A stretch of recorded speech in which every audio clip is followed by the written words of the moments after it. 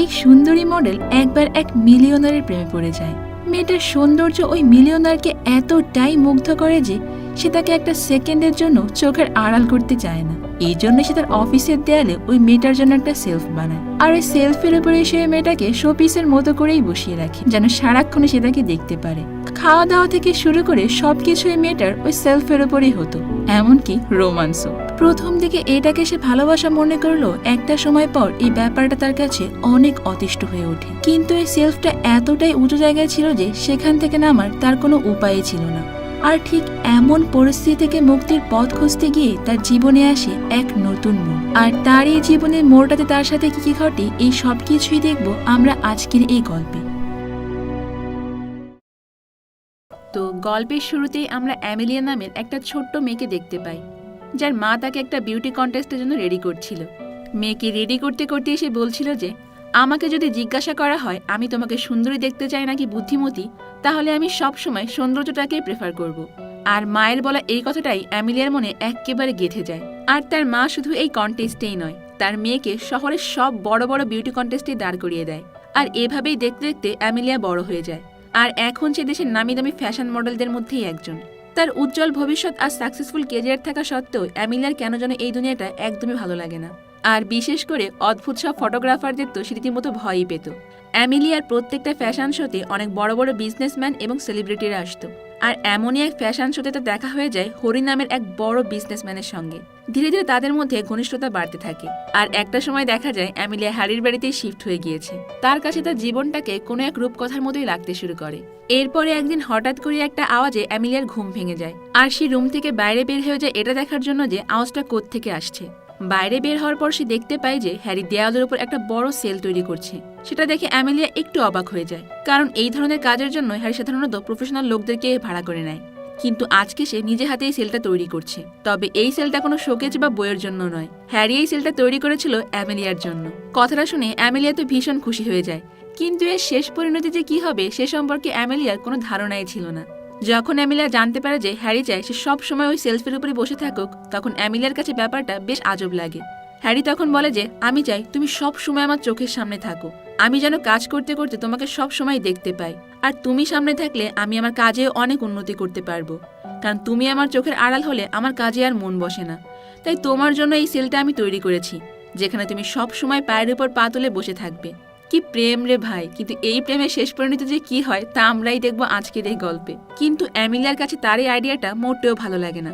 সে হ্যারিকে মনে করিয়ে দেয় যে সে একটা ওয়ার্কিং উইম্যান, তাকে প্রতিদিনই কাজে বের হতে হয়। তখন হ্যারি বলে যে, তোর সমস্যা কোথায়? তুমি তোমার কাজটা ছেড়ে দাও। এমনিতেও তো তুমি ওই কাজটা নিয়ে খুশি ছিল না, আর আমার সঙ্গে থাকলে আমি তোমাকে কোনো কিছুরই অভাব বুঝতে দেব না। তাহলে তোমার কাজ করার কি প্রয়োজন বলো? কি পজিটিভ আর কি ভালোবাসা, তাই না? যাই হোক, অ্যামেলিয়া তখন হ্যারির এই কথায় পুরোপুরি কনভিন্স হতে পারছিল না। তখন হ্যারি তাকে বারবার জোর করতে থাকে যে অ্যামেলিয়া যদি তার কথাটা মেনে নেয় তাহলে সে অনেক খুশি হবে। আর তখন হ্যারির খুশির কথা চিন্তা করে অ্যামেলিয়া তার কথা রাজি হয়ে যায়। আর এরপরে সেই সেলের উপরে উঠেই বসে পড়ে, আর হ্যারি তার জন্য একটা কুশন নিয়ে আসে যাতে অ্যামেলিয়ার বসতে আর কোনো কষ্ট না হয়। এরপরে হ্যারি তাদের দুজনের জন্য ব্রেকফাস্ট রেডি করতে চলে আসে, আর অ্যামেলিয়া তখন সেই জায়গাটার সাথে অ্যাডজাস্ট করে নেওয়ার চেষ্টা করতে থাকে। এর বেশ কিছুদিন পর অ্যামেলিয়ার হ্যারির বিয়ের দিন চলে আসে, কিন্তু সেদিনও অ্যামেলিয়াকে ওই সেলফ থেকে নিচে নামতে দেওয়া হয় না। বিয়ের পোশাক পরে অ্যামেলিয়া ওই সেলের উপরেই বসে থাকে এবং সবাইকে আনন্দ করতে দেখে। ইস, বেচারির জন্য কিন্তু আমার খুবই কষ্ট হচ্ছে। বিয়ের দিনও সে একটু আনন্দ করতে পারছে না। অবশ্য বিয়ের দিন সবার সংসারেই বসে থাকতে হয়, তাই না?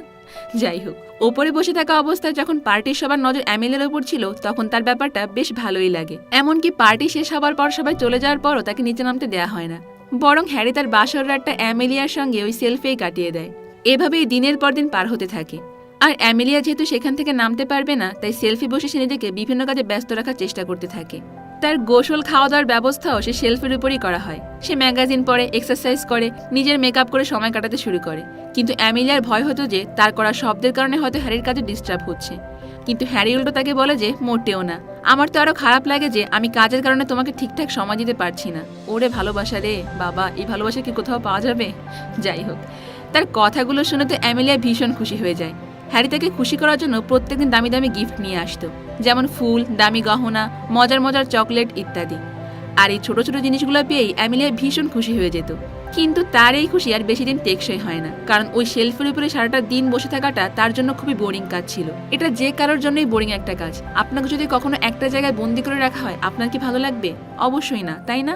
পুরো বাড়িতে তার সাথে কথা বলার জন্য কেউই ছিল না, এমনকি তার বাড়ির কাজের লোকগুলো তার সাথে ঠিকমতো কথা বলতো না।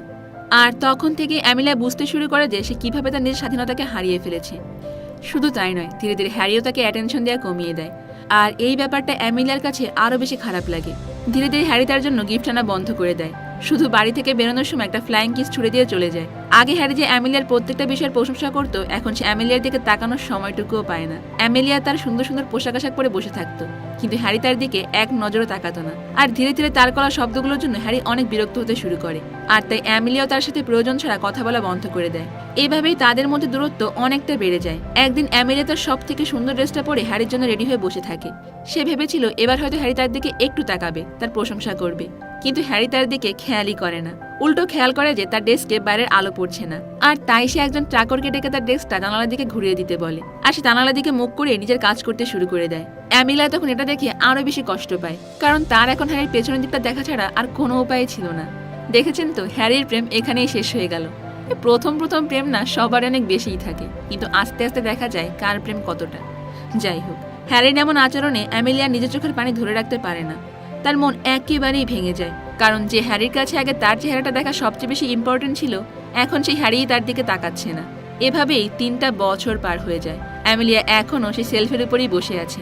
একদিন অ্যামিলিয়া বাইরে থেকে একটা শব্দ শুনতে পেয়ে বুঝতে পারে যে হ্যারি অফিস থেকে বাড়ি ফিরেছে, কিন্তু অদ্ভুত ব্যাপার হলো সে একটা বারের জন্য অ্যামিলিয়ার সাথে দেখা করতে আসেনি। অ্যামিলিয়া তার নাম ধরে অনেকবার ডাকে, কিন্তু তাতেও হ্যারি কোনো সাড়াই দেয় না। হ্যারির এই কাজে অ্যামিলিয়ার মন একেবারে ভেঙে টুকরো টুকরো হয়ে যায়, আর সে তৎক্ষণাৎই সিদ্ধান্ত নেয় যে সে ওই সেলফে আর থাকবে না, সে নিচে নেমে আসবে। কিন্তু ব্যাপারটা তার জন্য এতটাও সহজ ছিল না। যদিও সে সেলফের ডিস্টেন্স ফ্লোর থেকে বেশি একটা দূরে ছিল না, কিন্তু এত বছর ধরে সেখানে আটকে থাকার কারণে নিচে নামার কথা ভাবলেই তার অবস্থা একেবারে নাজেহাল হয়ে পড়ে। তাই সে প্রথমে তার একটা জুতা নিচে ফেলে টেস্ট করার জন্য, কিন্তু ওই জুতাটাকে নিচে পড়তে দেখে সে আরো বেশি ঘাবড়ে যায়।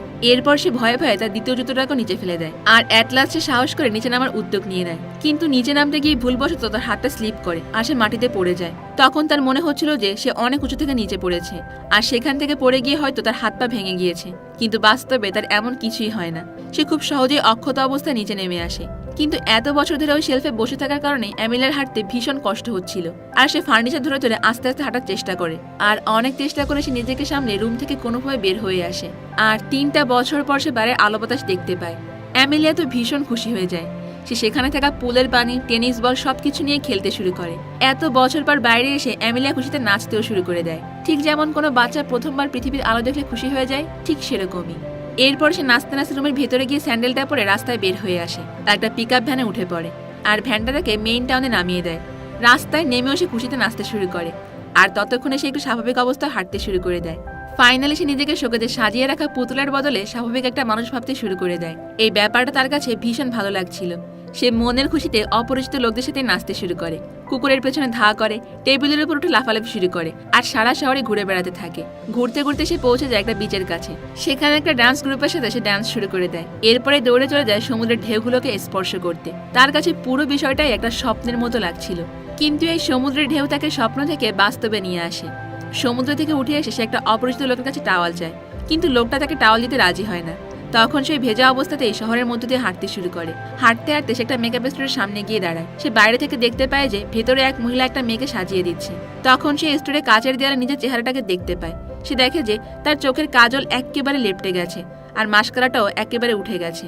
একজন মডেল হওয়ার কারণে তার কাছে ব্যাপারটা একদমই মানানসই লাগে না। তাই সে স্টোরে ঢুকে যায় এবং সেখানে থাকা ফ্রি স্যাম্পল থেকে মেকআপের জিনিসপত্র নিয়ে নিজেকে একটু রেডি করে নেয়।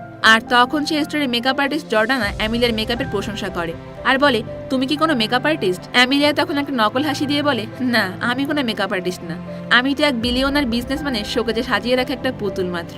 তার এই কথা শুনে জর্ডানা অনেক অবাক হয়ে যায়, কিন্তু সে খুব স্বাভাবিকভাবেই অ্যামিলিয়াকে বলে যে, আমার মা বলে তুমি কিভাবে আছো তাতে কিচ্ছু যায় আসে না, তুমি ভালো আছো কিনা এটাই সব থেকে জরুরি। তার কথা শুনে অ্যামিলিয়া বেশ অবাক হয়ে যায়, কারণ জর্ডানের বলা কথাগুলো তার মায়ের চিন্তাধারা থেকে একদমই আলাদা। তার মায়ের ধারণা মতে তো সৌন্দর্যটাই সব থেকে বড়, কোনো বুদ্ধিমত্তা বা হ্যাপিনেস না। সেটা শুনে জর্ডানা বলে যে তোমার তো সৌন্দর্য আর বুদ্ধিমত্তার মধ্যে একটাকে বেছে নেওয়ার কোনো প্রয়োজন নেই, তুমি তো দুইটাকেই একসাথে রাখতে পারো, তাতে তোমার কোনো ক্ষতিই হবে না। তার কথা শুনে অ্যামিলিয়ার একেবারে চোখ খুলে যায়, কারণ এর আগে সে কখনোই এই ব্যাপারটা জর্ডানের মতো করে ভেবে দেখেনি। কথাবার্তা শেষে যখন অ্যামিলিয়া সেখান থেকে চলে যেতে শুরু করে তখন জর্ডানা তাকে স্টোর থেকে কিছু কেনার জন্য অনুরোধ করে, কারণ জর্ডানা সেখানে কমিশনের ভিত্তিতে চাকরি করত। কিন্তু ওই সময়টাতে অ্যামিলিয়ার কাছে কোনো টাকা পয়সা ছিল না, তাই সে জর্ডানার অনুরোধটা আর রাখতে পারে না। এরপর অ্যামিলিয়া হ্যারির বাড়িতেই ফিরে আসে, আর বাড়ি ফিরে এসে ওই শেলফটার দিকে অবাক হয়ে তাকিয়ে থাকে, কারণ সে এতগুলো বছর সেখানে বসেই কাটিয়ে দিয়েছে। শেলফটাকে দেখে অ্যামিলিয়ার ভীষণ রাগ হচ্ছিল, কিন্তু মনে মনে সে আবার একটু দ্বিধা করছিল।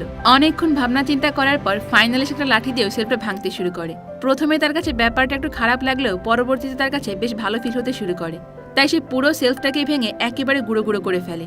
এরপরে পুরো একটা বছর পার হয়ে যায়, আর ততদিনে অ্যামেলিয়া নিজের একটা মেকআপ স্টোর শুরু করে। সেই বিজনেসে বেশ সাকসেসফুল হয়। তার মেকআপ স্টোরটা ওই শহরে বেশ জনপ্রিয় ছিল, আর অনেক দূর থেকে মেয়েরা এসে তার স্টোরের বাইরে লাইন লাগাতো।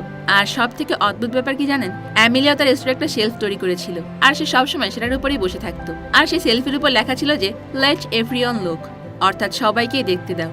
এই কথাটা দিয়ে সে মূলত এটা বোঝাতে চেয়েছিল যে মানুষকে দেখতে দাও যে সৌন্দর্যটাই সবকিছু নয়, সৌন্দর্যের সাথে বুদ্ধিমত্তাটা অনেক জরুরি, অর্থাৎ বিউটি উইথ ব্রেইন। আর অ্যামেলিয়া এই দুইটা গুণকে ঠিকঠাকভাবে কাজে লাগিয়ে এখন একজন সাকসেসফুল বিজনেসম্যানে পরিণত হয়েছে। আর যে কেউ চাইলে অ্যামেলিয়ার জীবনটাকেও নিজের মতো করে পাল্টে ফেলতে পারে। তার নতুন জীবন নিয়ে সে ভীষণ খুশি ছিল। আর এই আনন্দের মাধ্যমে আমাদের আজকের এই গল্পটা এখানেই শেষ হয়ে যায়। আজকের গল্পটা থেকে পাওয়া শিক্ষাটা কিন্তু আমরা নিঃসন্দেহে আমাদের জীবনেও কাজে লাগাতে পারি। এটা আসলে এমন একটা সত্য যে আমরা সবাই ঠিকই বুঝি, কিন্তু কাজে লাগাতে পারি না। বর্তমান সমাজের সৌন্দর্যটাকে এতটাই গুরুত্ব দেওয়া হয় যে বুদ্ধিমত্তা বা ট্যালেন্ট নামে যে কোনো জিনিস আছে তা আমরা ভুলেই গিয়েছি। আমাদের সমাজে অ্যামেলিয়ার মতো এবং অ্যামেলিয়ার মায়ের মতো অনেক মেয়েরাই আছে, যাদের মাথায় সুন্দর থাকার গুরুত্বটা এত ভালোভাবে গেঁথে দেওয়া হয়েছে যে তারা অন্য কিছু ভাবতেই পারে না। কিন্তু সেই অ্যামেলিয়াই আজকের গল্পে প্রমাণ করে দিল যে সৌন্দর্য থেকেও বুদ্ধিমত্তাটা অনেক বেশি দামি। মানুষ যদি তার ট্যালেন্টটাকে ঠিকঠাকভাবে কাজে লাগায়, তাহলে তার অন্য কারো পুতুল হয়ে সারাটা জীবন কাটিয়ে দিতে হবে না।